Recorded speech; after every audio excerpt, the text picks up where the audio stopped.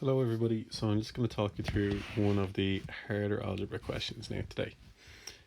So you can see here it's an equation because it's got an equal sign in it, so that means we can solve probably for x. Certainly if you're asked to find the value of x, that's what you should do. What's different about this one is we have three lots of brackets, but the method is going to be the same still. We're going to multiply out each set of brackets. Again, just the number outside the bracket you multiply by the first term and then by the second term. So we're going to do that for each individual set. First term, second term, first term, second term. So 4 times 3x is going to give us 12x. 4 times minus 3 is minus 12. 2 times x is going to be 2x. 2 times 4 is going to be 8. 3 times x is going to be 3x. And 3 times minus 2 is going to be minus 6. Now, we've got a whole bunch of terms here, but we can actually start to simplify it already at this stage. So just the terms on the right hand side, we've got two x terms. We've got two regular terms, so we're going to try and simplify them. So we can add the x terms together, we can add the regular terms together. On the left hand side, we just have one x term and one regular term. These are not similar terms, so we cannot add them together. So we're going to leave the left hand side the same because we can't change anything there. Then on the right hand side, 2x plus 3x is going to give us 5x. And 8 minus 6 will give us 2.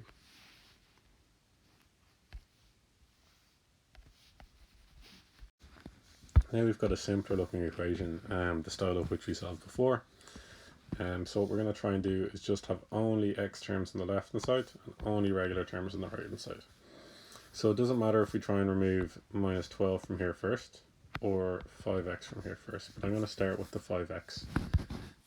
So I'm going to take 5x away from each side.